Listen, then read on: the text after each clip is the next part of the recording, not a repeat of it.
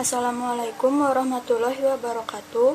Perkenalkan, nama saya Muslimaini Hadijah Rimayanti dengan NIM 190910302039. Di sini saya akan membacakan hasil review saya dari buku yang berjudul Power and Protest yang diedit oleh Lisa Leitz.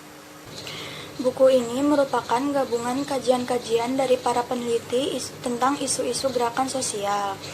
Buku yang berjudul Power and Protest ini juga dibagi menjadi dua bagian dengan fokus kajiannya masing-masing.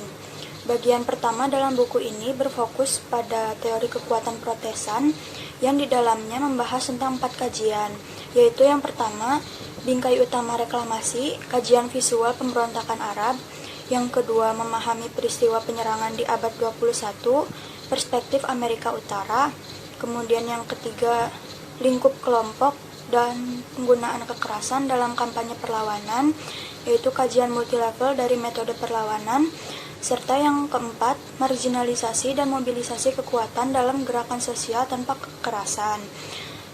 Kemudian bagian kedua buku ini berfokus pada kekuatan institusi dan tradisi yang di dalamnya membahas 3 kajian, yaitu yang pertama, ilegitimasi kestabilan politik dan pengikisan aliansi, pelajaran dari berakhirnya politik apartheid di Afrika Selatan.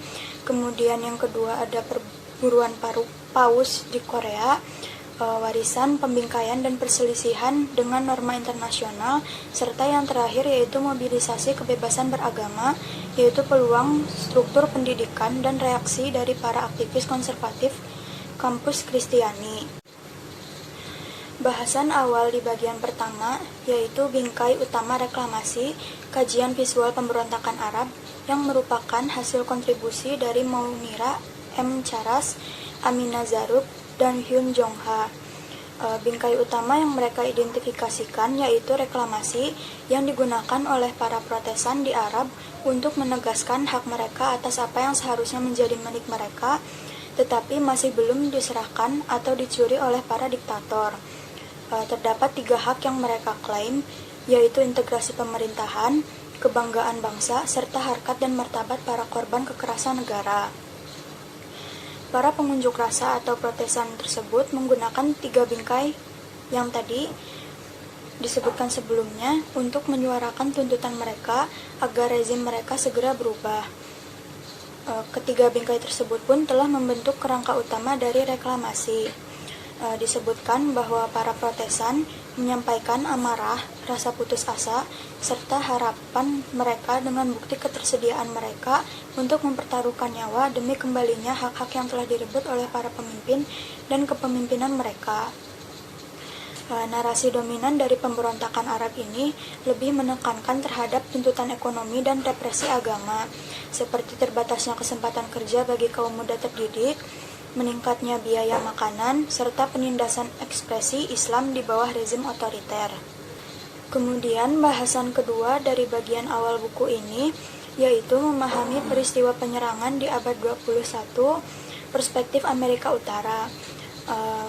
Ini merupakan hasil kontribusi dari Chris Romberg dan Stephen Lopez. Bagian ini mengkaji tentang pemogokan-pemogokan yang terjadi, baik pemogokan militan di bagian selatan, pemogokan politik di Eropa, serta pemogokan tidak konvensional yang terjadi di sektor non-serikat di Amerika Serikat yang memerlukan kerangka teoritis baru. Oleh sebab itu, Chris dan Stephen dengan meninjau kekuatan dan batasan histori dari tradisi pemogokan di Amerika Serikat, membangun pendekatan sumber daya yang muncul. Kemudian mereka juga mengusulkan model teori berdasarkan pandangan multidimensi dari kekuasaan asosiasi, sumber daya kekuasaan, serta arena konflik dalam ekonomi, negara, dan masyarakat sipil. Bahasan ketiga pada bagian awal buku ini yaitu tentang lingkup kelompok dan penggunaan kekerasan dalam kampanye perlawanan. Kajian multilevel dari metode perlawanan yang merupakan hasil kontribusi dari Christopher J. Cyr dan Michael Widmer. Bagian ini membahas tentang kelompok non-kekerasan yang mampu mendorong perubahan politik yang lebih besar dibandingkan dengan kelompok yang menggunakan kekerasan. Gerakan non-kekerasan tersebut, meskipun hanya membutuhkan sedikit biaya atau lebih murah biayanya, namun aktor non-negara harus memobilisasi orang dengan jumlah yang besar untuk keberhasilan gerakan tersebut. Hal ini berbanding terbalik dengan gerakan yang menggunakan kekerasan yang dapat berhasil meskipun dilakukan oleh sejumlah orang saja.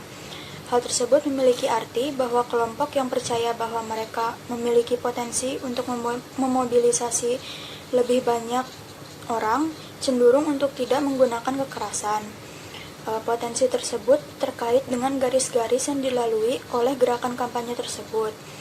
Kampanye yang dimobilisasi menurut garis etnis atau Marxis cenderung memiliki lebih sedikit anggota potensial dan kemungkinan besar mereka menggunakan kekerasan dalam aksi mereka.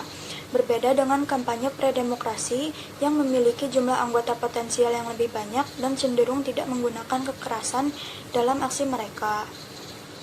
Bahasan terakhir dalam bagian pertama buku ini yaitu marginalisasi dan mobilisasi kekuatan dalam gerakan sosial tanpa kekerasan. Hal ini merupakan hasil kontribusi dari Selina Gallocras. Kemudian bagian ini membahas tentang pendekatan paradigmatik untuk memahami kekuatan dalam gerakan non-kekerasan, serta mengidentifikasi batasan konseptual untuk menjelaskan stratifikasi di antara para penentang non-kekerasan. Dalam bahasan ini pula, Selina mengembangkan kerangka konstruksionis sosial yang dapat digeneralisasikan untuk lebih memahami bagaimana stratifikasi membentuk resistensi non-kekerasan secara berbeda untuk aktor yang berbeda pula.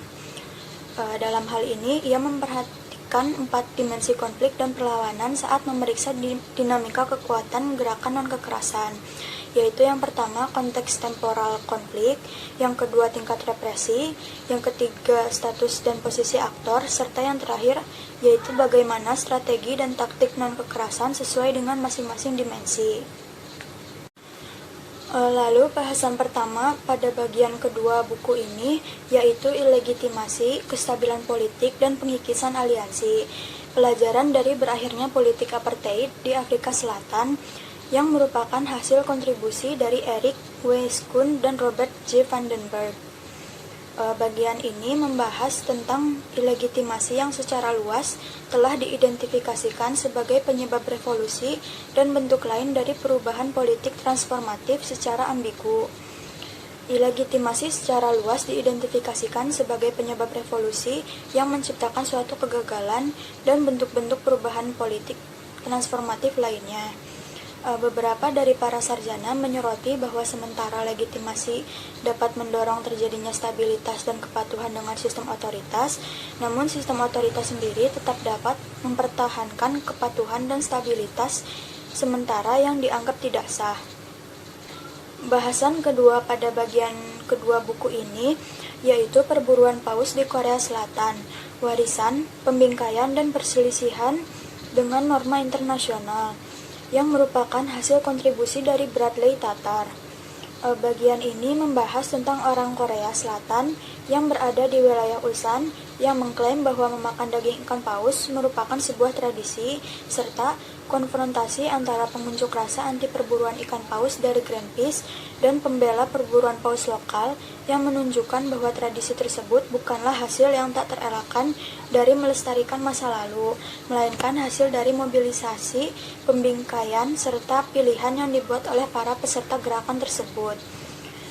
Gagasan bahwa perburuan ikan paus bukan hanya merupakan kebangkitan masa lalu, tetapi juga sebagai harapan untuk masa depan merupakan sebuah konsep khas dari mobilisasi pro perburuan ikan paus Korea yang berpusat di Jangseongpo, Ulsan. Oleh karena itu, bagi masyarakat, tradisi tersebut dengan tepat disebut sebagai kebangkitan ikan paus di Ulsan atas upayanya memadukan sejarah, identitas, dan kesuksesan komersial.